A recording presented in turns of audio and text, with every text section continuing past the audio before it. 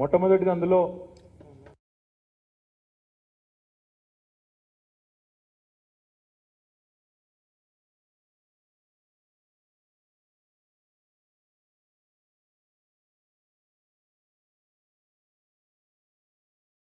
ఎందుకు తెలంగాణ రాష్ట్ర ఏర్పాటును అవమానిస్తూ తెలంగాణ ప్రజల ఆత్మగౌరవాన్ని దెబ్బతీసే విధంగా ఎందుకు పదే పదే అనవసరపు అసందర్భపు వ్యాఖ్యానాలు చేస్తున్నారు ప్రధానమంత్రి గారు? ఎందుకు విషం చిమ్ముతున్నారు? పార్లమెంట్ వేదికగానైతేనేమి, బహిరంగ సభలోనైతేనేమి ఆ అవసరం ఏమొచ్చింది? ఎవరి కోసం ఈ పని చేస్తున్నారని మొట్టమొదటి నేను అడుగుతా ఉన్నా. తెలంగాణ అంటేనే గిట్టనట్టు, పగబట్టినట్టు ఎందుకు తెలంగాణ పుట్టుకను ఇవాళ తెలంగాణ అస్తిత్వాన్ని అగౌరవపరుస్తున్నారు? ఎందుకు ఇంకా కూడా పదే పదే ఆ పని చేస్తూ ఉన్నారు? ప్రజాస్వామ్యంలో దేవాలయం అంటారు పార్లమెంటుని. ఆ పార్లమెంట్లో ఇప్పటికి ఒకసారి కాదు పలుమార్లు ప్రధానమంత్రి గారు తల్లిని చంపి బిడ్డను వేరు చేసిందనే మాట, ఒక విషపూరితమైన విషం నిండిన మాట, తెలంగాణ ప్రజల ఉద్యమాన్ని, తెలంగాణ ప్రజల త్యాగాన్ని కించపరిచే విధంగా మాట్లాడిన మాట ఏదైతే ఉందో ఇది నిజంగా మా అందరి మనసుకు తీవ్రమైన గాయం చేసిన సందర్భం అని చెప్పి కూడా గౌరవ ప్రధానమంత్రి గారికి నేను విజ్ఞప్తి చేస్తా ఉన్నాను. అమృతకాల సమావేశాలు అన్నారు, కొత్త పార్లమెంట్ అన్నారు, కానీ చిమ్మిందేమో విషం. అమృతకాలం, చిమ్మింది విషం. ఇక ఆ అజ్ఞానం ఏదైతే ఉన్నదో, తల్లిని చంపి బిడ్డను వేరు చేసిందనే అజ్ఞానం, అది అజ్ఞానమే, అంతకంటే ఇంకో మాట లేదు. ఎన్నిసార్లు అంటారండి? ఒకసారి అంటే సమాధానం చెప్పినాం, 2 సార్లు సమాధానం చెప్పినాం, కానీ పదే పదే అదే మాట అనడం నిజంగా కూడా జ్ఞానం ఉన్న వాళ్ళు చేసే పని కాదు, అజ్ఞానులు మాత్రమే చేసే పని. కానీ బాధాకరమైన అనక తప్పడం లేదు, బాధాకరమైన సందర్భం కాబట్టి అనక తప్పడం లేదు. 14 ఏళ్ళు దేశాన్ని, అన్ని దేశ రాజకీయ వ్యవస్థను ఒప్పించి మెప్పించి సాధించుకున్న ఈ రాష్ట్రం పట్ల, కేసీఆర్ గారి నాయకత్వం పట్ల మీకు కొంత ఇబ్బంది ఉంటే ఉండవచ్చు, కానీ ఇక్కడి ప్రజల పోరాటాల పట్ల, దశాబ్దాల పోరాటాల పట్ల, జయశంకర్ గారు ఇంకా ఇతర ఎంతోమంది పెద్దల త్యాగాల పట్ల ఎందుకు చిన్న చూపని నేను అడుగుతా ఉన్నాను. ఇవాళ కేవలం తెలంగాణ పుట్టుకొని ప్రశ్నించడం, తెలంగాణ రాష్ట్రాన్ని అవమానించడమే కాదు, కొత్త పార్లమెంట్లో మొదటి రోజు విషయం చిమ్మడమే కాదు, ఇవాళ మీరు విభజన హామీలకు కూడా పాతరేసిన విషయాన్ని మళ్ళొకసారి నేను గుర్తు చేస్తా ఉన్నా. ఈ సందర్భంగా నేను భారతీయ జనతా పార్టీకి మాత్రం ఖచ్చితంగా చెప్తా ఉన్నా, గతంలో 2018లో 14లో ఎట్లా అయితే పుట్టగతులు లేకుండా పోయినారో, మళ్ళీ ఒకసారి మీ పార్టీ యొక్క దిక్కుమాలిన వ్యవహారం వల్ల, మీ ప్రధానమంత్రి యొక్క వాచాలత వల్ల మీ పార్టీ మళ్ళొకసారి రాబోయే శాసనసభ ఎన్నికల్లో, పార్లమెంట్ ఎన్నికల్లో అడ్రస్ లేకుండా, పుట్టగతులు లేకుండా తప్పకుండా పోతుంది. తెలంగాణ ప్రజల శాపం మీకు తప్పకుండా తలుగుతుందని చెప్పి నేను విజ్ఞప్తి చేస్తా ఉన్నాను. ఎంత దుర్మార్గం అంటే, మొన్ననే దశాబ్ది ఉత్సవాలు జరుపుకున్నాం తెలంగాణలో. అట్లాంటి తెలంగాణలో తెలంగాణ రాష్ట్ర ఏర్పాటు జరిగిన తర్వాత ఇక్కడ ఉత్సవాలే జరగలేదంటాడు. ఆదిలాబాద్ నుంచి ఆలంపూర్ దాకా గల్లీ గల్లీలో ప్రతి పల్లెలో ఉత్సవాలు జరిగిన మాట వాస్తవం కాదా? తెలంగాణ ప్రజలు సంబరాలు చేసుకున్న మాట వాస్తవం కాదా? ఇంత దుర్మార్గమైన ప్రధానమంత్రి నాకు తెలిసినంత వరకు ఈ దేశంలో ఇదివరకెన్నడూ లేరు, బహుశా భవిష్యత్తులో కూడా రారు. ప్రధానమంత్రి ఖచ్చితంగా తెలంగాణ ప్రజలకు తన వ్యాఖ్యల పట్ల వివరణ ఇవ్వాలి. ఖచ్చితంగా తెలంగాణ ప్రజలకు ఇన్నిసార్లు తమను అవమానించినందుకు, వారి త్యాగాలను అగౌరవపరిచినందుకు క్షమాపణ చెప్పాలని చెప్పి కూడా ఖచ్చితంగా డిమాండ్ చేస్తా ఉన్నాం మా పార్టీ తరఫున. అదేవిధంగా ప్రధానమంత్రి గారు మరి ఎందుకు ఎంచుకున్నారో, మా మహబూబ్ నగర్ జిల్లాను, మా పాలమూరు జిల్లాను ఎంచుకున్నాడు. మహబూబ్ నగర్లో నిజానికి కాలు పెట్టే నైతిక హక్కు కూడా లేదు ప్రధానమంత్రి. ఎందుకంటే మీకు తెలుసు, మహబూబ్ నగర్ జిల్లా అంటేనే వలసల జిల్లా. ఒకప్పుడు పాలమూరు లేబర్ అంటే దేశవ్యాప్తంగా ఏ కన్స్ట్రక్షన్ సైట్కి పోయినా అక్కడ పాలమూరు లేబరే ఉంటుందనే ఒక నానుడి. అట్లాంటి మహబూబ్ నగర్ జిల్లా, భారతదేశంలోనే అత్యంత వెనుకబడ్డ జిల్లాలో ఒకటైన మహబూబ్ నగర్ జిల్లా ఏం చేసిండ్రు మీరు? మహబూబ్ నగర్ జిల్లాకి 2014 జూన్ 2 నాడు తెలంగాణ వస్తే, జూలై 14 నాడు మా ముఖ్యమంత్రి గారు కేసీఆర్ గారు, మా గౌరవ ముఖ్యమంత్రి గారు స్వయంగా ఒక లేఖ తీసుకొని మీ దగ్గరకు వచ్చినారు. అయ్యా, తెలంగాణ ఉద్యమానికి, తెలంగాణ రాష్ట్ర ఏర్పాటుకు ప్రధాన ప్రాతిపదికనే నీళ్లలో జరిగిన అన్యాయం. మా వెనుకబడ్డ మహబూబ్ నగర్ జిల్లా, మా వెనుకబడ్డ తెలంగాణకు నీళ్లలో న్యాయం చేయాలి అంటే గోదావరి, కృష్ణా జిల్లాల్లో మా వాటా తేల్చాలే.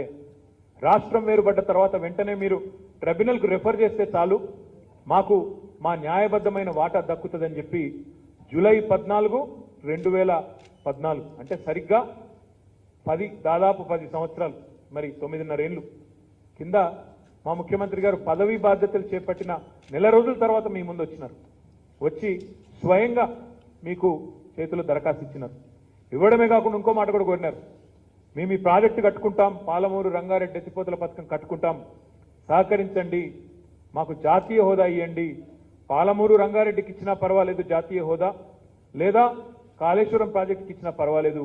ఈ 2 ప్రాజెక్టుల్లో మేజర్ ప్రాజెక్టులు, ఒకటి గోదావరి మీద, ఇంకోటి కృష్ణ మీద, రెండింట్లో ఏ ఒక్కదానికైనా జాతీయ హోదా ఇవ్వండి అని గౌరవ ప్రధానమంత్రి గారిని, కేంద్ర ప్రభుత్వాన్ని మేము ఎన్నోసార్లు అడిగినాం. కానీ బాధాకరం ఏమంటే కరువులు, కన్నీళ్లు, వలసలతో కోసపడ్డ మహబూబ్ నగర్, పాలమూరు ఇప్పుడిప్పుడే పచ్చబడుతుంటే ప్రధానమంత్రికి ఆయన పార్టీకి కన్నుగుట్టినట్టయింది, పగబట్టింది. ఒకవైపు కృష్ణా జిల్లాల్లో వాటా తేల్చకపోగా మరొక వైపు జాతీయ హోదా ఇక్కడేమో ఇవ్వరు, పక్కనేమో కర్ణాటకలో అప్పర్ భద్రకు, కెన్ బెత్వాకు, ఆంధ్రప్రదేశ్లో పోలవరానికి జాతీయ హోదా ఇచ్చి పాలమూరును మాత్రం పక్కన పెట్టినారు. నేను డిమాండ్ చేస్తా ఉన్నా ప్రధానమంత్రిని, పాలమూరు గడ్డ మీద కాలు పెట్టేటప్పుడు పాలమూరు ప్రజలకు స్పష్టత ఇవ్వండి. 811 టీఎంసీల కృష్ణా జలాల వాటా ఏదైతే ఉమ్మడి ఆంధ్రప్రదేశ్కు ఉండేనో అందులో 500 టీఎంసీలు కావాలన్న మా డిమాండ్ ఏదైతున్నదో దాన్ని గుర్తిస్తున్నారా, గుర్తిస్తలేరా, దానికి మీరు ఆమోదిస్తున్నారా, ఆమోదిస్తలేరా, స్పష్టంగా చెప్పాలి మహబూబ్ నగర్ గడ్డ మీద అని చెప్పి ప్రధానమంత్రి గారిని నేను భారత రాష్ట్ర సమితి తరఫున డిమాండ్ చేస్తా ఉన్నాం. జాతీయ ప్రాజెక్టు హోదా అంటే గడ్కరీ గారేమో ఇప్పట్లో ఇవ్వడం లేదు ఇంకెవరికి అంటారు. కానీ ఒక్కొక్క రాష్ట్రానికి ఒక్కొక్క నీతి మీద, ఒక్కో రాష్ట్రానికి ఒక్కో విధానం ఉన్న బీజేపీ జాతీయ పార్టీయా కాదా ఆ విషయం కూడా చెప్పాలి. నన్ను అడిగితే మీరు జాతీయ పార్టీ కానే కాదు, తెలంగాణ జాతిని దగా చేసిన పార్టీ, తెలంగాణ జాతికి ద్రోహం చేసిన దగుల్బాజీ పార్టీ బీజేపీ అనే మాట ఈ సందర్భంగా నేను విజ్ఞప్తి చేస్తా ఉన్నా. 2014లో ఎన్నికల బహిరంగ సభల్లో కూడా సుష్మా స్వరాజ్ వంటి నాయకురాళ్ళు, నారాయణపేటలో అమిత్ షా లాంటి నాయకులు వాళ్ళు వచ్చి అక్కడ మాటిచ్చినారు బహిరంగ సభల్లో, పాలమూరు రంగారెడ్డి ఎత్తిపోతల పథకానికి జాతీయ హోదా ఇస్తామని చెప్పి. ఇవ్వకపోగా పాలమూరు రంగారెడ్డి ఎత్తిపోతల పథకం అనుమతుల విషయంలో ఇబ్బందులు పెడుతూ, పర్యావరణ అనుమతులు కానీ ఇతర సాంకేతికపరమైన అనుమతులు కానీ ఇబ్బందులు పెడుతూ, ఆలస్యం చేస్తూ, జాప్యం చేసింది వాస్తవం కాదా? ప్రాజెక్టు డిపిఆర్ ఆమోదించకుండా అడ్డగోలుగా కొర్రీలు పెడుతూ ఇష్టానుసారంగా ఇబ్బంది పెట్టిన మాట వాస్తవం కాదా? దీనికి బాధ్యులు మీరు కాదా?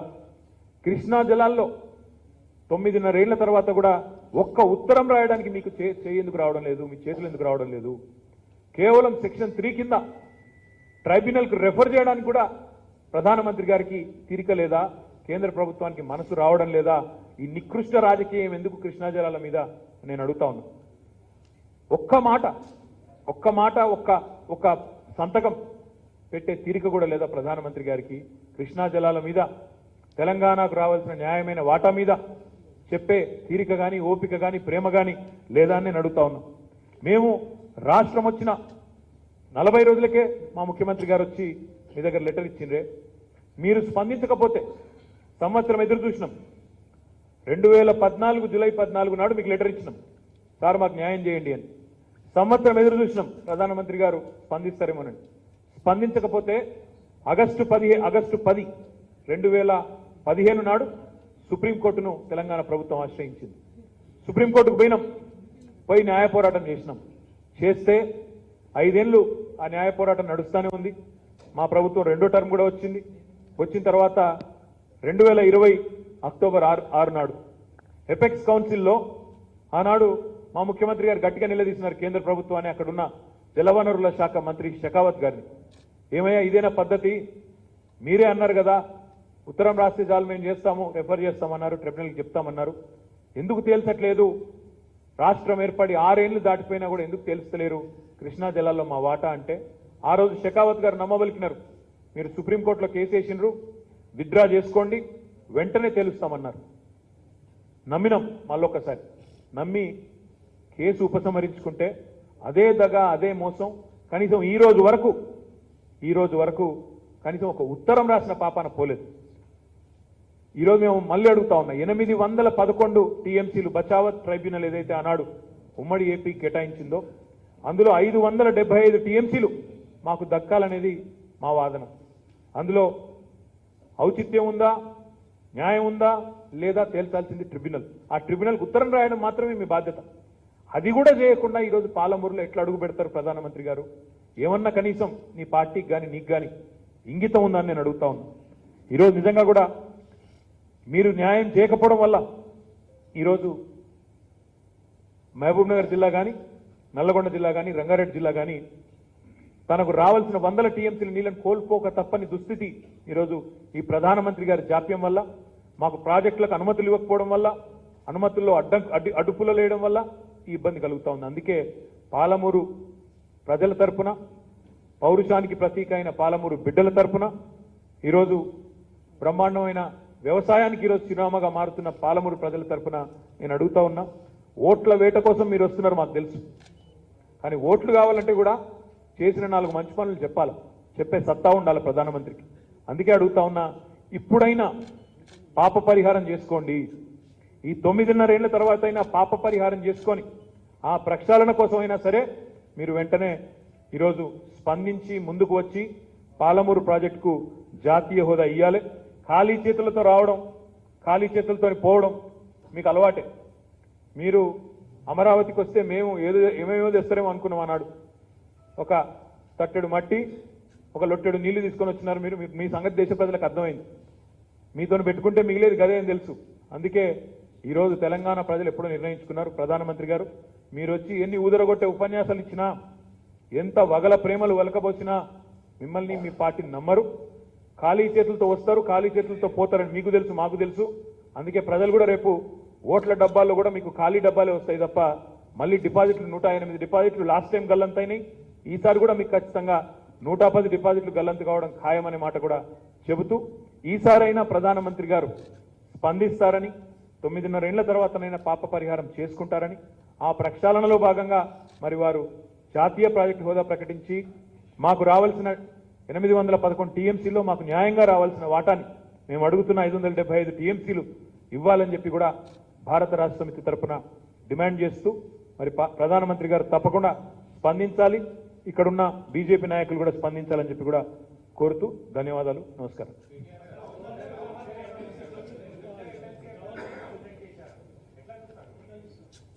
ఎట్లా చూస్తామంటే, ఇప్పుడు మేము మా పార్టీ తరఫున, మా ప్రభుత్వం తరఫున ఇద్దరు గౌరవనీయులైన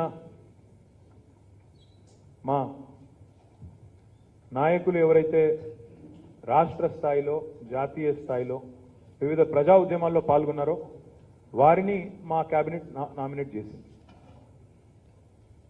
శ్రవణ్ గారు, డాక్టర్ శ్రవణ్ దాసోజు చదువుకున్న వ్యక్తి, ప్రొఫెసరు. ఆయన ప్రజా ఉద్యమాల్లో, తెలంగాణ ఉద్యమంతో సహా అన్ని ఉద్యమాల్లో పాల్గొన్న వ్యక్తి.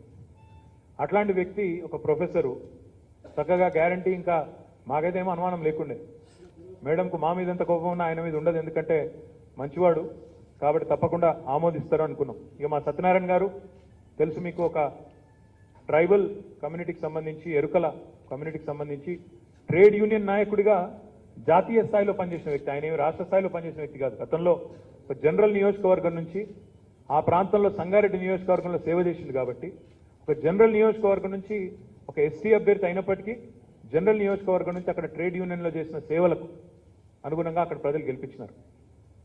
ఈ ఇద్దరి నేపథ్యం కనుక చూసి నిజంగా కూడా ఆవిడ ఆలోచించి ఉంటే, సరిగ్గా మనసుతో ఆలోచించి ఉంటే నిర్ణయం ఇట్లా రాకపోతుంది. దురదృష్టం ఏంటంటే ఈరోజు అటు పైన మోడీ గారు అప్రజాస్వామికంగానే ఉన్నారు.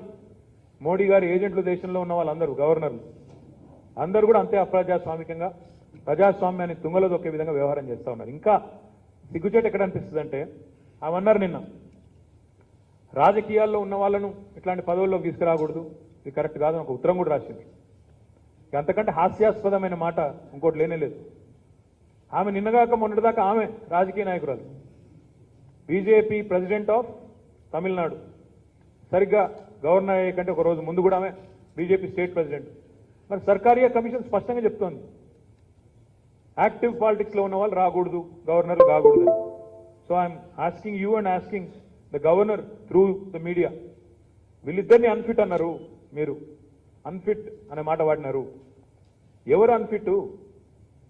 మీరా, మీ మోడీయా, సర్కారియా కమిషన్ తుంగలో దొక్కిన మోడీ అన్ఫిటా, లేకపోతే నిన్నటిదాకా మీకు వర్తించ న్యాయం ఇవాళ వాళ్లకు వర్తించాలంటున్న మీరు అన్ఫిటా?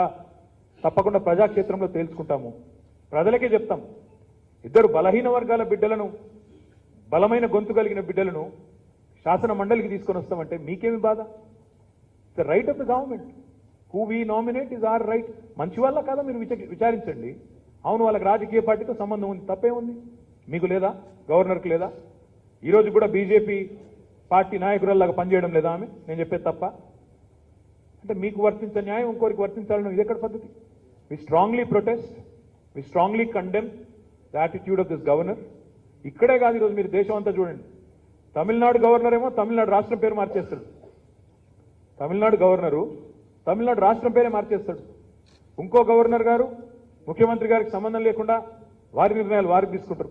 మరి డెమోక్రసీలో డెమోక్రాటికలీ ఎలక్టెడ్ గవర్నమెంట్స్కి రోల్ లేకపోతే, మాకు పాత్ర డిసిషన్స్ మావి కాకపోతే, వీళ్ళదే మోడీ గారి ఏజెంట్లదే అయితే ఇదెక్కడి వ్యవస్థ? నేను ఇంకోటి కూడా అడుగుతా ఉన్నా ఈ సందర్భంగా. మోడీ గారు అన్నారు మొన్న 75 ఏళ్ళు నిండిన సందర్భంగా ఆజాదీ కా అమృత్ మహోత్సవ్లో ఏమన్నాడు? రాజ్ పథ్ పేరు తీసేసి కర్తవ్య పథ్ చేస్తున్నా, ఎందుకంటే కలోనియల్ వాసన వస్తుంది ఇక్కడికి వెళ్ళన్నాడు. మరి గవర్నర్ పోస్ట్ కూడా కలోనియల్ పోస్టే కదా. వైస్రాయి గవర్నర్ ఇవి అవసరమా ఈ దేశంలో? డెఫినెట్గా ఆలోచించాలి. భారత ప్రజాస్వామ్య వ్యవస్థలో భారత ప్రజలు ఆలోచించాలి, పార్టీలు ఆలోచించాలి. గవర్నర్ వ్యవస్థను అడ్డుపెట్టుకొని ప్రజాస్వామ్యబద్ధంగా ఎన్నుకున్న పార్టీలను, ప్రభుత్వాలను అప్రతిష్ట పాలు చేయాలని ఇంకా ఒక దారుణం చెప్తాను మీకు నేను. మరి జ్యోతిరాదిత్య సింధియా గారు, రంజన్ గగోయ్ గారు, వాళ్ళిద్దరూ నామినేటెడ్ టు రాజ్యసభ.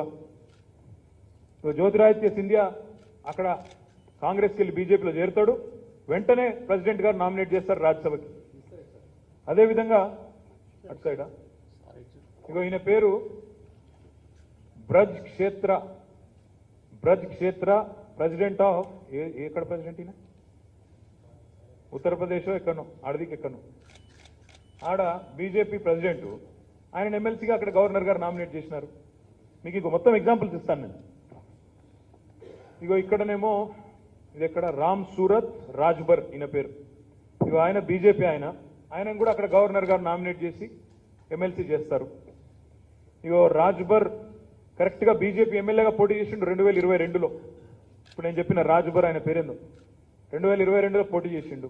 23లో గవర్నర్ గారు అక్కడ ఆ రాష్ట్ర గవర్నర్ గారు ఎమ్మెల్సీగా నామినేట్ చేస్తారు. ఈయన పేరు సాకేత్ మిశ్రా. ఏప్రిల్ 2023 ఇది. ఆయన బీజేపీ లీడరు. ఆయనను అక్కడ గవర్నర్ గారు నామినేట్ చేస్తారు. ఇదే సాకేత్ మిశ్రా గారు యోగి ఆదిత్యనాథ్ గారు తానా అంటే ఈయన తందానా అంటాడు, బీజేపీ నాయకుడు. ఈయన కూడా అక్కడ ఎమ్మెల్సీగా నామినేట్ అయ్యారు. తర్వాత ఇక్కడ ఈయన పేరు లాల్జీ నిర్మల్, బీజేపీ ఎస్సీ మోర్చా అధ్యక్షుడు. ఆయన బీజేపీ ఎస్సీ మోర్చా అధ్యక్షుడు. ఆయన ఓకే అట, ఆయన కూడా ఫిట్ అట, కానీ మా వాళ్ళు అన్ఫిట్ అట. ఈయన పేరు Hansraj, BJP Varanasi president, BJP యొక్క వారణాసి ప్రెసిడెంట్. ఈయన మోడీ గారి కాన్స్టిట్యున్సీ వారణాసిలో బీజేపీ ప్రెసిడెంట్. ఆయన ఫిట్టు, మా వాళ్ళు తెలంగాణ ఉద్యమంలో పాల్గొన్న వాళ్ళు మాత్రం అన్ఫిట్టు. హెచ్పి సుదామ్ దాస్, ఈయన కాంగ్రెస్ ఓడు, కేపీసీసీ క్యాంపెయిన్ కమిటీ. ఈయన మొన్ననే అక్కడ ఎమ్మెల్సీ అయిండు. కాంగ్రెస్ ఆయన క్యాంపెయిన్ కమిటీ చైర్మన్ ఏదో, ఆయన కూడా మొన్ననే అక్కడ ఎమ్మెల్సీ అయిండు, అది కూడా గవర్నర్ నామినేషన్. ఈయన అదే సేమ్ ఎమ్మెల్సీ అయింది మొన్ననే ఆగస్టు 23లో, మొన్న ఒక నెల కింద ఆయన అయినాడు. తర్వాత సీతారాం అని చెప్పేసి కర్ణాటక లెజిస్లేటివ్ కౌన్సిల్కి మొన్ననే నామినేట్ అయినారు ఆగస్ట్ 2023లో గవర్నర్ గారి ద్వారా. ఇక్కడ కూడా active worker, active leader of Congress. కర్ణాటకలో మంత్రి గారు, ఆమె పేరు ఉమాశ్రీ మేడం. మొన్ననే ఇదివరకు కాంగ్రెస్ లో మంత్రి, ఆమె మొన్ననే గవర్నర్ గారు నామినేట్ చేసినారు, ఆమె మంత్రిగా ఉన్నారు ఇప్పుడు కర్ణాటకలో. అంటే జాతీయ పార్టీలుగా చెప్పుకునే రెండు పార్టీలకేమో ఒక నీతి. కాంగ్రెస్ బీజేపీ మంచిగా పరస్పరం సహకరించుకుంటారు కర్ణాటకలో. కాంగ్రెస్ వాళ్ళను సాఫీగా ఎమ్మెల్సీలుగా నామినేట్ చేయడంలో బీజేపీ గవర్నర్ గారు అక్కడ సహకరిస్తారు. వేరే చోట్లనేమో బీజేపీ గవర్నరు, బీజేపీ పార్టీ అంతా మాట్లాడుకుని అక్కడ కూడా ఉత్తరప్రదేశ్లో ఇంకొకడ నిన్న ఎలక్షన్లో పోటీ చేసిన వాళ్ళకు కూడా ఈరోజు నామినేట్ చేస్తారు. తెలంగాణ కాడికి వచ్చే వరకు మాత్రం ప్రజా ఉద్యమంలో పాల్గొన్న డాక్టర్ శ్రవణ్ గారు అనర్హుడు, ట్రేడ్ యూనియన్లలో పాల్గొన్న మా సత్యనారాయణ గారు అనర్హుడు. ఎవరు అన్ఫిట్ ఎవరు ఫిట్ అనేది ప్రజలు తెలుసాలని చెప్పి నేను కోరుతాను.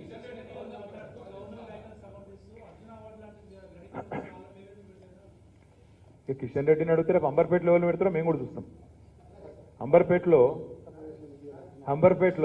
కాదు అర్జున అవార్డులకు రైతులనే ఇవ్వాలి, ఇంకోళ్ళనే ఇవ్వాలంటే మరి మీరెందుకు ఇచ్చారో చెప్తారా? మరి మీ పార్టీ నాయకులకు ఉత్తరప్రదేశ్ ఎందుకు ఇచ్చిండ్రు, ఇంకో దగ్గర ఎందుకు ఇచ్చిండ్రు, లక్ష్మణ్ గారిని తీసుకుపోయి రాజ్యసభకు ఆడికెళ్ళి ఎందుకు, అట్లా అంటే 100 క్వశ్చన్లు అడగచ్చు మేము కూడా. ఒక మాట మాత్రం వాస్తవం, the most unfit leader, the most unfit central minister ఎవరైనా ఉన్నారో దేశంలో అంటే కిషన్ రెడ్డి. ఆయన సొంత కాన్స్టిట్యున్సీలో కేంద్ర ప్రభుత్వం కడుతున్న ఫ్లైఓవర్ను కూడా పూర్తి చేయలేని అసమర్థుడు కిషన్ రెడ్డి. ఆయన గురించి మాట్లాడడం దండుగా. తెలంగాణ ఉద్యమంలో రాజీనామా చేయకుండా పారిపోయినాడు, ఆయన గురించి మాట్లాడడం ఇష్టం.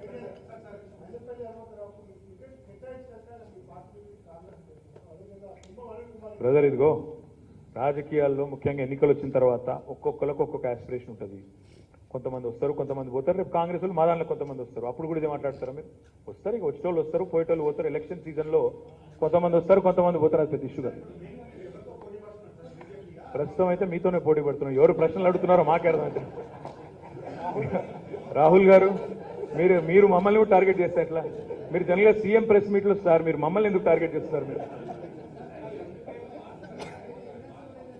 ఏమంటారు?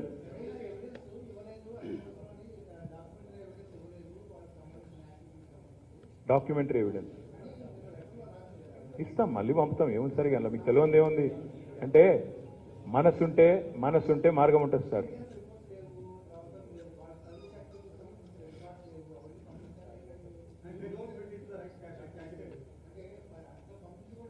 I'm saying she is not fit to be a governor, simple as that.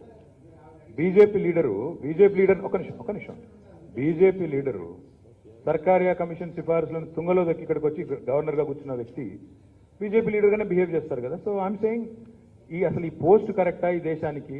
వైస్రాయ్లు, గవర్నర్లు, మోడీ గారు కూడా ఆయన ప్రధానమంత్రి పేరు మార్చుకుని వైస్రాయ్ అని పెట్టుకుంటే బాగుంటుంది. ఎందుకు ఈ బాధ అంతా? ఎక్కడ ఫిట్, ఎక్కడ అన్ఫిట్, ఎవరు ఇంటెలిజెంట్, ఎవరు not intelligent, what is this?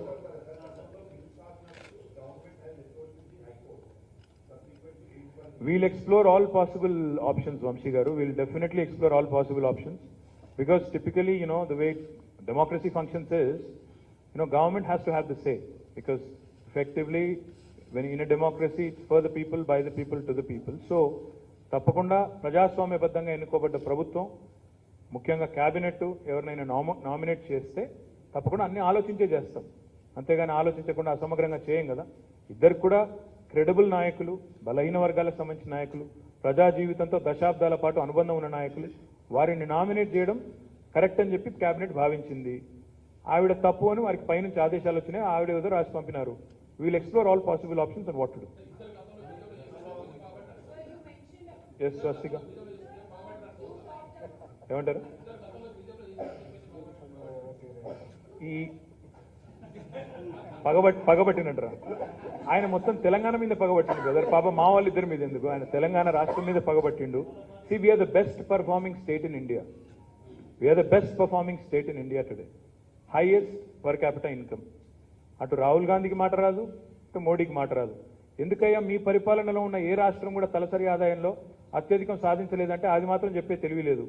కానీ పెంచిన ఈ తలసరి ఆదాయాన్ని మాత్రం ఇష్టం వచ్చినట్టు పంచుతామని చెప్పి అడ్డగోలు వాగ్దానాలు ఇవ్వడంలో మాత్రం ఫస్ట్ ఉన్నారు. కాబట్టి ఇద్దరు పగబట్టిన, 2 జాతీయ పార్టీలు మా మీద పగబట్టినాయి. వాళ్ళిద్దరి సంగతి కూడా ప్రజాక్షేత్రంలో తెలుసుకుంటాం. ఒక్క నిమిషం చెప్పమ్మా. ఏక్ మినిట్.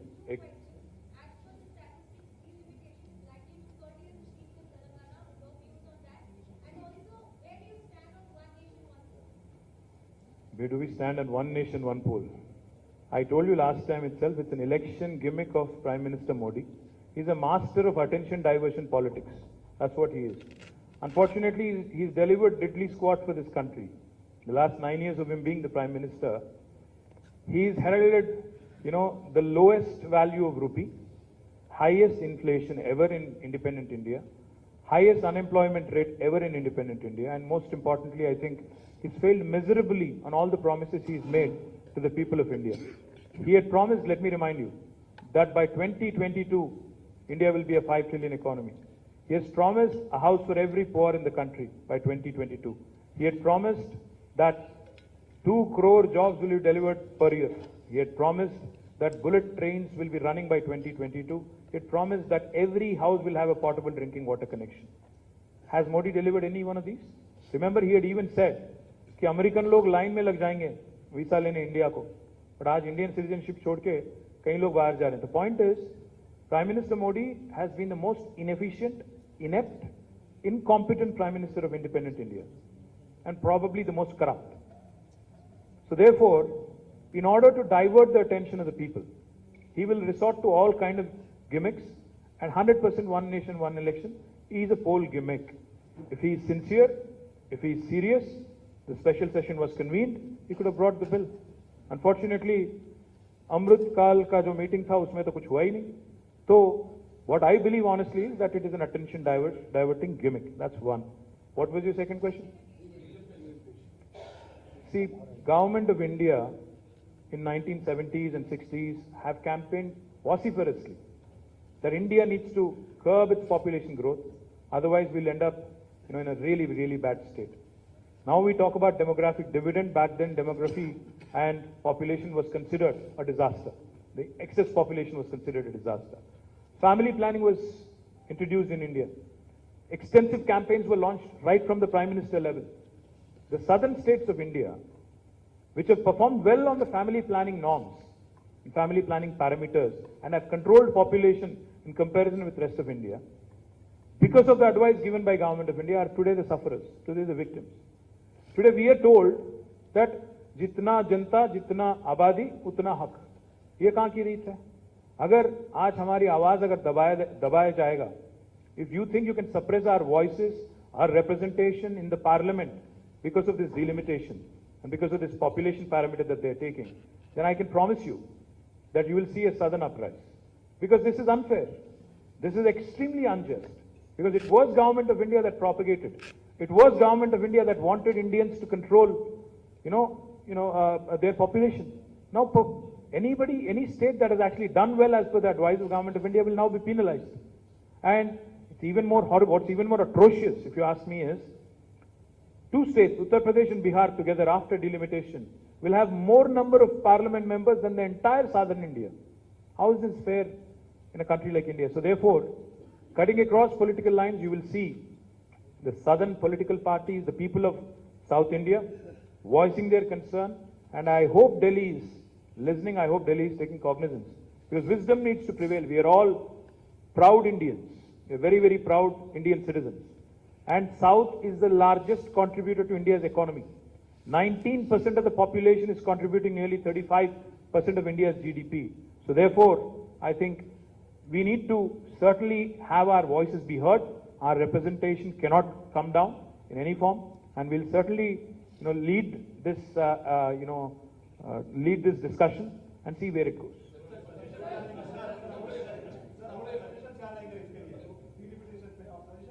नहीं, जरूर देंगे कि यही बोलेंगे, सीधी सीधी बात. जिन्होंने परफॉर्म किया, जिन्होंने ठीक से काम किया भारत के हित में, उनको आप आज पनिश कर रहे हो, उनको आप पिनलाइज कर रहे हो.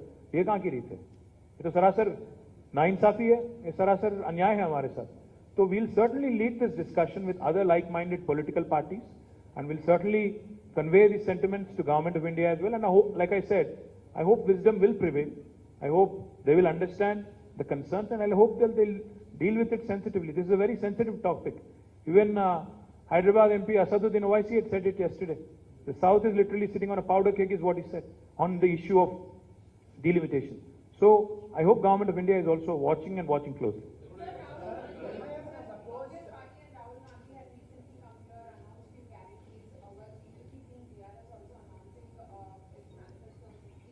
See, we are a performing government. We have performed extremely well on social welfare measures. And I'm very confident that our leader, being the compassionate leader that he is, will certainly do much more than what any party in India has done in the last 7 decades. We have done exceedingly well on the welfare front in the last 1 decade.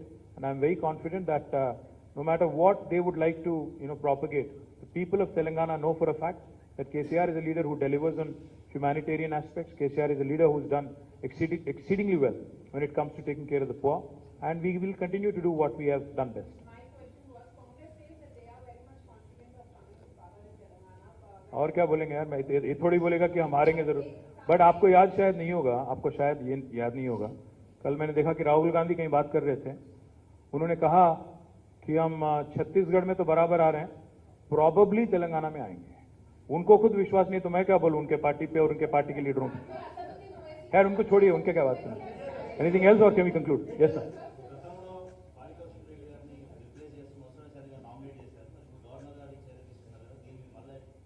మా ప్రతిచర్య కూడా ఉంటుంది. ఆ ప్రతిచర్య ఏందనేది ప్రతి నిమిషం చెప్పలేం కదా, మేము ఆలోచించుకొని పార్టీగా ఆలోచించుకొని చెప్తాం. పంపుతాం బ్రదర్, తొందర ఎందుకు పడుతున్నావు? నీక గవర్నర్ గారికి లేని తొందర నీకెందుకు, ముఖ్యమంత్రి గారికి గవర్నర్ గారికి. एक मिनट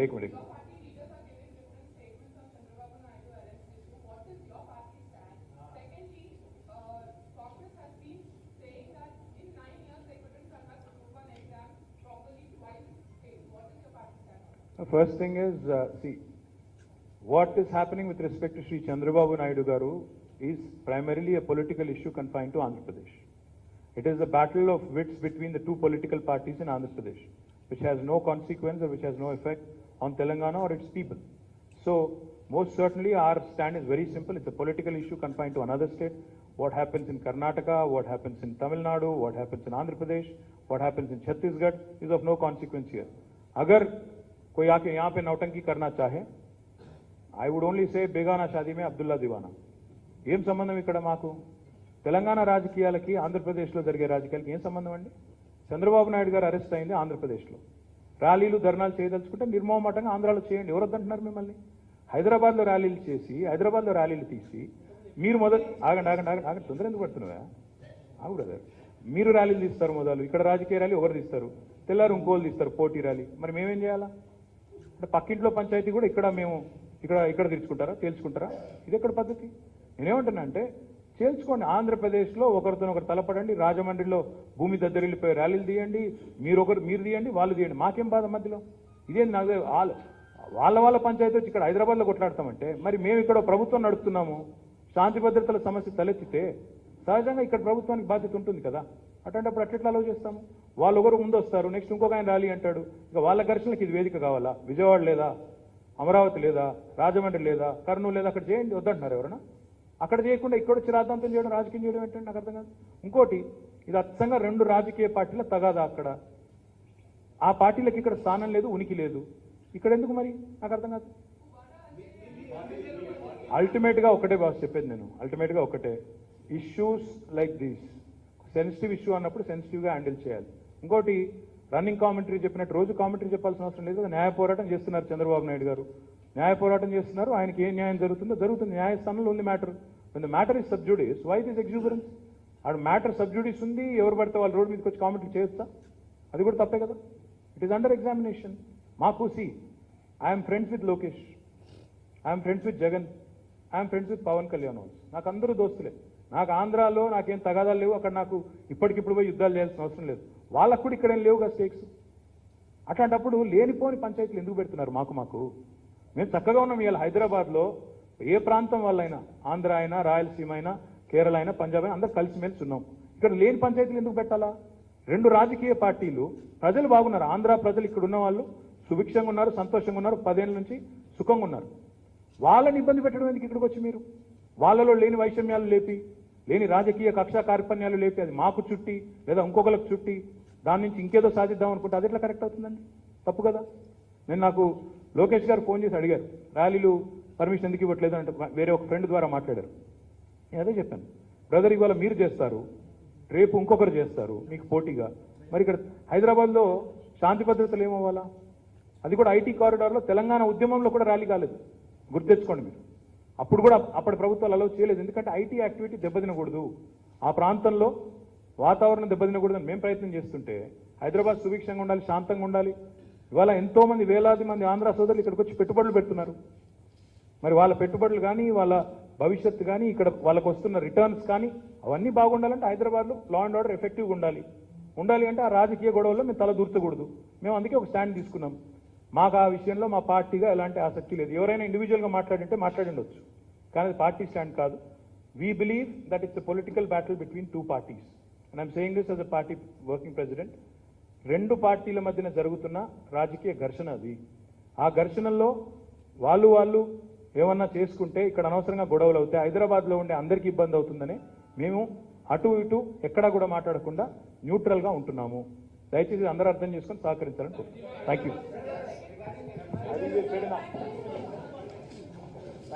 మా ముఖ్యమంత్రి గారు కేసీఆర్ గారు, మా గౌరవ ముఖ్యమంత్రి గారు